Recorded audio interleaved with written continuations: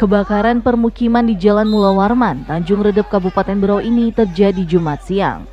Bangunan yang rata-rata terbuat dari kayu menyebabkan api cepat menyebar hingga menyebabkan warga panik.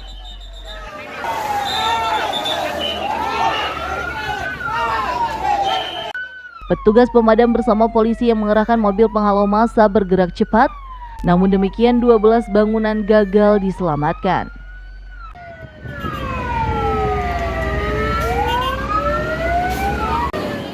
Ketua RT setempat menyebut, rumah yang terbakar ini sebagian merupakan rumah sendiri dan sebagian kontrakan.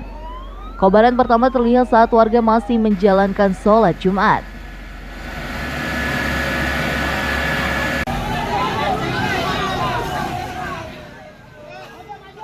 Rumah yang terbakar Pak untuk saat ini Pak? 12 unit. Ada 12 unit Pak ya? Ya. Kalau boleh tahu apa kronologinya Pak? Wah, kalau kronologinya saya juga enggak tahu soalnya. Enggak tahu ya. Pas orang sembahyang Jumat. Berarti sekitar pukul jam 12-an itu Pak ya? Kira-kira hampir jam 1. Jam 1 Pak ya.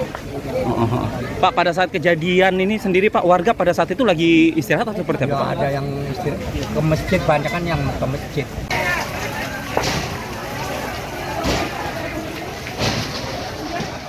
Damkar mengerahkan 8 mobil. Upaya ini tidak berjalan mudah karena mereka terhambat jalan yang sempit.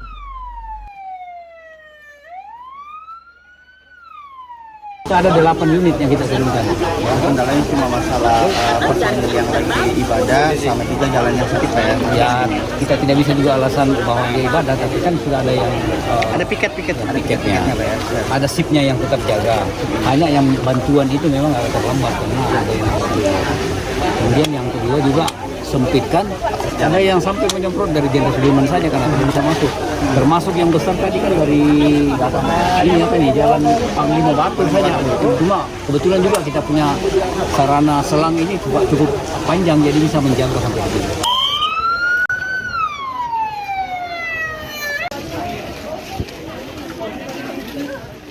Kebakaran ini tidak menelan korban jiwa, sedangkan penyebab kebakaran diselidiki polisi. Amir Hamzah dan Miko Gusti melaporkan dari Kabupaten Berau.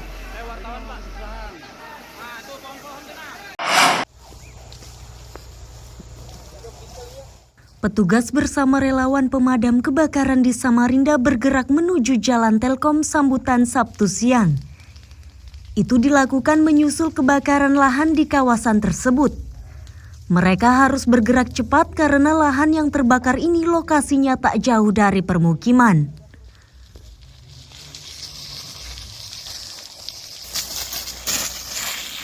Ketua RT setempat menyatakan lahan yang terbakar ini lahan kosong milik seorang warga. Lahan itu dibakar karena pemiliknya hendak menanam sesuatu. Karena tidak diawasi, kobaran tersebut akhirnya meluas.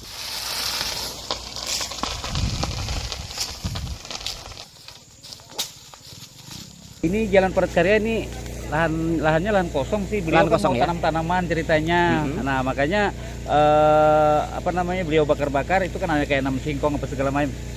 Nggak taunya api merambat kemana-mana. Oh, asalnya dari bakar adalah apa? Rumput liar yang mau ditebas gitu Pak ya, atau gimana? Iya betul, mau tanam-tanam bilangnya beliau. Nah itu malah merambat keluar. keluar. Oke, Pak. Kalau dilihat ini luasannya sekitar berapa Pak? Kurang lebihnya? Nah kurang tahu Pak saya ini Pak. Kurang tahu juga berapa luasannya. Pak, ini dekat pemukiman atau jauh? Pemukiman di sebelah sana itu kurang lebih 150 meter dari sini ada pemukiman. Ada pemukiman ya? Iya betul.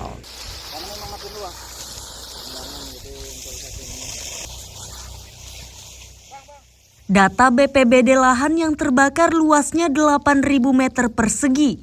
Api cepat meluas karena lahannya kering. BPBD akhirnya berhasil memadamkan api tersebut setelah berupaya selama 2 jam.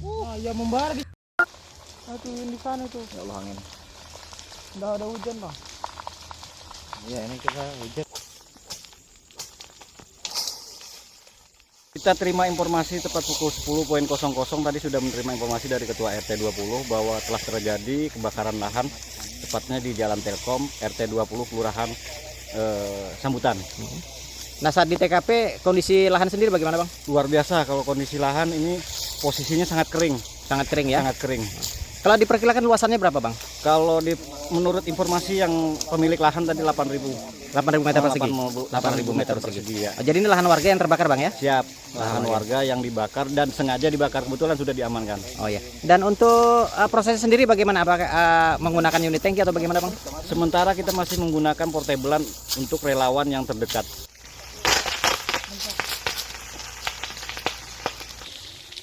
Petugas mengimbau warga agar pembukaan lahan tidak dibarengi pembakaran. Itu dimaksudkan agar kobarannya tidak meluas. Amir Hamzah dan Iswanto melaporkan dari Samarinda.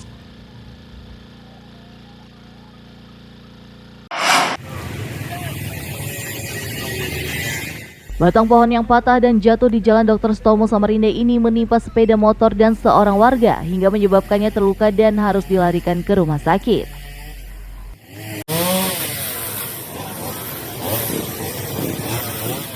Petugas pemadam bersama sejumlah relawan dikerahkan guna menyingkirkan batang pohon tersebut.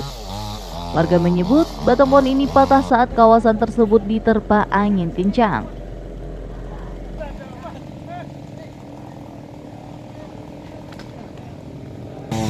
Mau hujan tadi. Pas mau hujan ya. Angin cukup kencang atau gimana? Nggak ada. Ya, cukup kencang. Cukup kencang. Nah, motor ini posisi di mana, Pak? Jadi di bawahnya motor itu. Jadi kurangnya di sampingnya motor. Yang punya motor atau siapa? Kalau motor ya saya. Motornya punya Bapak. Ya. Terus di samping motor ini ada orang gitu. Ya. Pada saat pohon tumbang, Nah, mau tumbang kan ada orang terada apa itu pohonnya mau tumbang. Orangnya itu malah lihat ke atas sini. jadi malah ketimpa. Iya, ketimpa. Untung masih ada motor ini. Kalau nggak ada motor ini sudah. Sekarang posisi korbannya di mana, Pak? Rumah sakit. Dari rumah sakit. Di rumah.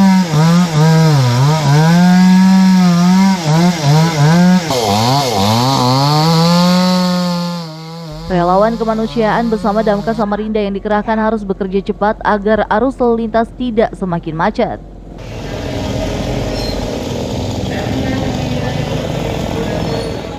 Iya, kami dari Dinas Pemadam Kebakaran Kota Samarinda khususnya Posko 2 menerima laporan adanya pohon tumbang di Jalan Dr. Stomo.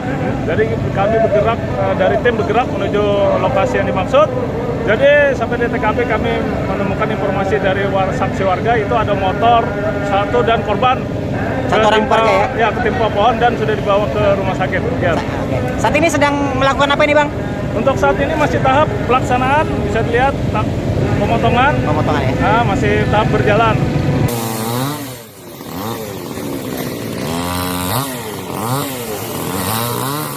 Petugas mengimbau warga lebih waspada karena masih ada beberapa pohon yang dinilai rawan. Amir Hamzah dan Iswanto melaporkan dari Samarinda.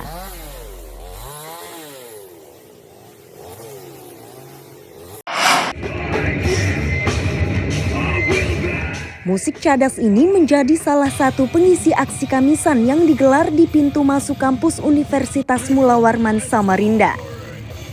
Aksinya kali ini bertepatan dengan ulang tahunnya yang ke-6. Tujuannya untuk menghibur sesama anggota Kamisan.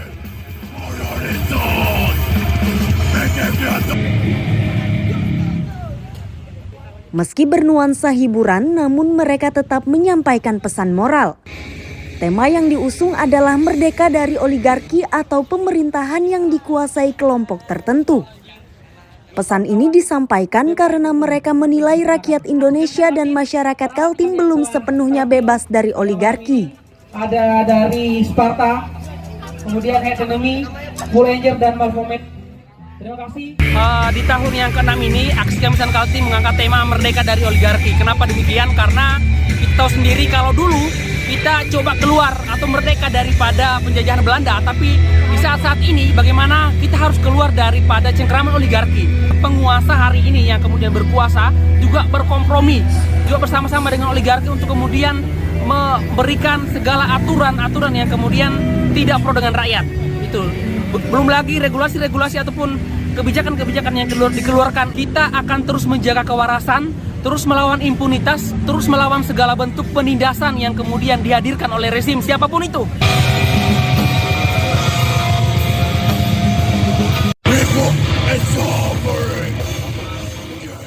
Dinamisator Jaringan Tambang Kaltim Maretasari menilai konsistensi aksi Kamisan Kaltim patut diacungi jempol karena aspirasi yang disampaikan senantiasa berkaitan dengan kebijakan pemerintah yang tidak berpihak ke masyarakat.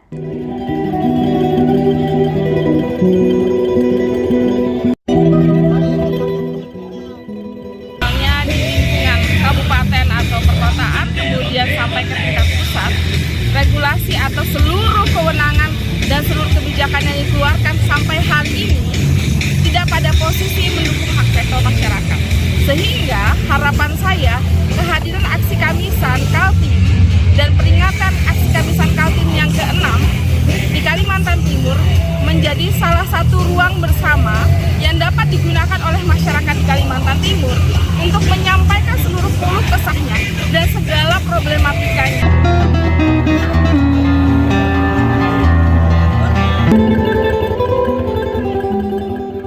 Kelompok ini berharap elemen lain ikut mendukung aksinya agar kebijakan pemerintah lebih berpihak kepada masyarakat. Amir Hamzah dan Hashim Ilyas melaporkan dari Samarinda.